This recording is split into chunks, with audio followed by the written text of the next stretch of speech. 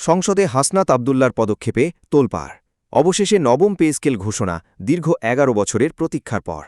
অবশেষে নবম pay scale ইস্যুতে নতুন করে আলোড়ন সৃষ্টি হয়েছে জাতীয় সংসদে। সরকারি কর্মকর্তা কর্মচারীদের বেতন কাঠামো নিয়ে তৈরি হওয়া চাপ এখন আর সীমাবদ্ধ নেই শুধু অফিস কক্ষের আলোচনায়, এটি এখন সরাসরি পৌঁছে গেছে রাষ্ট্রের সর্বোচ্চ নীতি নির্ধারণী মঞ্চে।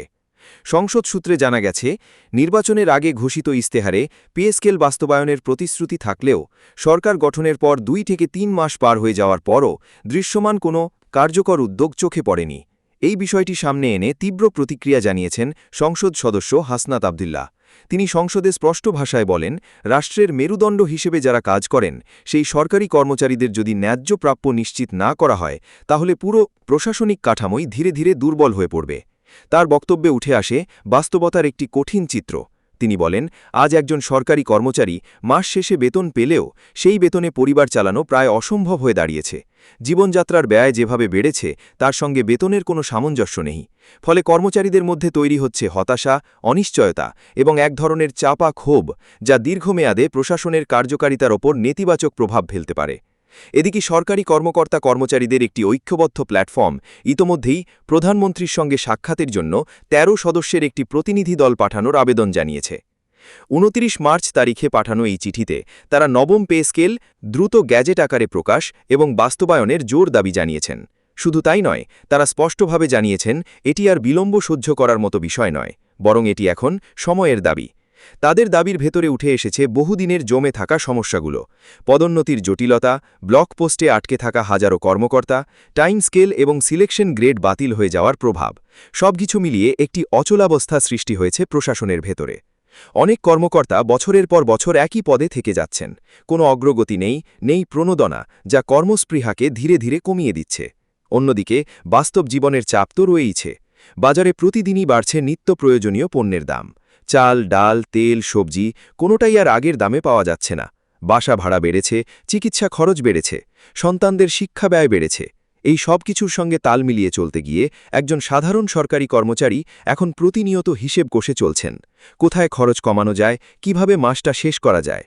এই বাস্তবতায় অনেকেই প্রশ্ন তুলছেন, যারা রাষ্ট্র পরিচালনা করেন, যারা মাঠ পর্যায় থেকে শুরু করে কেন্দ্র পর্যন্ত প্রশাসন সচল রাখেন, তাদের জীবন যদি এতটাই অনিশ্চিত হয়ে পড়ে তাহলে রাষ্ট্রের সামগ্রিক কার্যক্রম কতটা স্থিতিশীল থাকবে। বিশ্লেষকরা বলছেন, এই সংকট একদিনে তৈরি হয়নি, এটি দীর্ঘদিনের অবহেলা এবং অনিয়মিত নীতি নির্ধারণের ফল। নিয়ম অনুযায়ী প্রতি ৪ থেকে ৫ বছর পর পে স্কেল পুনর্বিবেচনা করার কথা থাকলেও বাস্তবে সেই প্রক্রিয়া থমকে গেছে অনেক আগেই। যদি সময়মতো বেতন কাঠামো সংশোধন করা হতো তাহলে আজ একসাথে এত বড় চাপ তৈরি হতো না। এখন পরিস্থিতি এমন জায়গায় এসে দাঁড়িয়েছে যেখানে পে স্কেল বাস্তবায়ন করতে গেলে বিপুল পরিমাণ অর্থের প্রয়োজন। বিভিন্ন সূত্র বলছে এই ব্যয় ১ লাখ কোটি টাকারও বেশি হতে পারে, যা বর্তমান অর্থনৈতিক বাস্তবতায় সরকারের জন্য একটি বড় চ্যালেঞ্জ। কারণ একই সঙ্গে সরকারকে মোকাবিলা করতে হচ্ছে বৈশ্বিক অর্থনৈতিক চাপ, জ্বালানি তেলের দাম বৃদ্ধি, ডলারের বিপরীতে টাকার মানের অস্থিরতা, আমদানি ব্যয় বৃদ্ধি, সব মিলিয়ে বাজেটের উপর তৈরি হয়েছে বাড়তি চাপ। এমনকি শোনা যাচ্ছে, পূর্বে পে স্কেলের জন্য যে বরাদ্দ রাখা হয়েছিল তার একটি অংশ ইতোমধ্যেই অন্য জরুরি খাতে ব্যয় করা হয়েছে। এই পরিস্থিতিতে সরকার এক ধরনের ভারসাম্য রক্ষার চেষ্টায় রয়েছে। একদিকে কর্মচারীদের ন্যায্য দাবি, অন্যদিকে দেশের সামগ্রিক অর্থনৈতিক স্থিতিশীলতা, দুই দিকেই সামলাতে হচ্ছে একসাথে। তবে এর মাঝেও আশার কথা শোনা যাচ্ছে। সংশ্লিষ্ট মহল ইঙ্গিত দিচ্ছে, সরকার হয়তো পুরো পে স্কেল একসাথে বাস্তবায়ন না করে ধাপে ধাপে এগোবে। অর্থাৎ প্রথমে আংশিক বাস্তবায়ন, ধরা যাক ২৫% বা ৫০% বৃদ্ধি, এরপর পরবর্তী অর্থবছরগুলোতে ধীরে ধীরে পূর্ণ বাস্তবায়ন। এতে করে কর্মচারীরা কিছুটা স্বস্তি পাবেন। অন্যদিকে সরকারের ওপর এককালীন বড় চাপও কমে যাবে। কিন্তু প্রশ্ন হচ্ছে, এই পরিকল্পনা কত দ্রুত বাস্তবায়নের রূপ নেবে?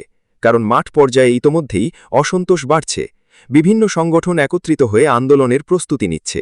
আলোচনা হচ্ছে মানববন্ধন, কর্মবিরতি, এমনকি সারা দেশে সমন্বিত কর্মসূচির। যদিও এখনও কোনো বড় কর্মসূচি আনুষ্ঠানিকভাবে ঘোষণা করা হয়নি, তবে পরিস্থিতি যে দ্রুত পরিবর্তিত হচ্ছে তা স্পষ্ট বোঝা যাচ্ছে। রাজনৈতিক দৃষ্টিকোণ থেকেও এই ইস্যুটি অত্যন্ত গুরুত্বপূর্ণ হয়ে উঠেছে। কারণ সরকারি কর্মচারী শুধু নিজেরাই নন, তাদের পরিবারসহ একটি বিশাল জনগোষ্ঠী এই দেশের সাথে জড়িত। ফলে এই ইস্যুতে সরকারের নির্ধারণ ভবিষ্যতের রাজনৈতিক পরিবেশেও প্রভাব ফেলতে পারে। এই প্রেক্ষাপটে হাসনাত আবদুল্লার বক্তব্য একটি নতুন মাত্রা যোগ করেছে। তিনি শুধু সমস্যার কথা বলেননি, বরং দ্রুত সমাধানের আহ্বান জানিয়েছেন। তার ভাষায়, সময়ক্ষেপণ আর কোনো সমাধান নয়, বরং এখন প্রয়োজন বাস্তব পদক্ষেপ। সবকিছু মিলিয়ে এখন সবচেয়ে গুরুত্বপূর্ণ হয়ে উঠেছে আসন্ন বাজেট অধিবেশন। কারণ বাস্তবতা হচ্ছে, এই ধরনের বড় আর্থিক নির্ধারণ শেষ পর্যন্ত বাজেটের মাধ্যমেই চূড়ান্ত হয়। সেখানেই নির্ধারিত হবে নবম পে স্কেল বাস্তবায়নের পথ খুলবে নাকি এটি আবারও অনিশ্চয়তার মধ্যেই পড়ে থাকবে। দীর্ঘ 11 বছরের অপেক্ষা, এটি শুধু একটি সময় নয়, এটি হাজারো পরিবারের প্রতিদিনের সংগ্রামের প্রতিচ্ছবি। প্রতিশ্রুতি তারা অনেক শুনেছেন, পরিকল্পনার কথাও কম শোনেননি, কিন্তু এখন তারা দেখতে চান বাস্তব পরিবর্তন। এখন পুরো দেশের দৃষ্টি এক জায়গায়। এই তোলপাড় কি সত্যিই কোনো নিশ্চয়তায় পৌঁছাবে, নাকি আবারও এটি শুধুমাত্র আলোচনার মধ্যেই সীমাবদ্ধ থাকবে? উত্তরটা সময়ই বলে দেবে।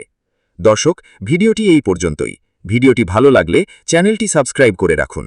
পাশাপাশি ভিডিওতে একটি লাইক দিন, যাতে সরকারের নজরে পড়ে আমাদের এই আলোচনা, আর সরকার খুব দ্রুত পে স্কেল বাস্তবায়ন করার উদ্যোগ নেয়। ধন্যবাদ সবাইকে।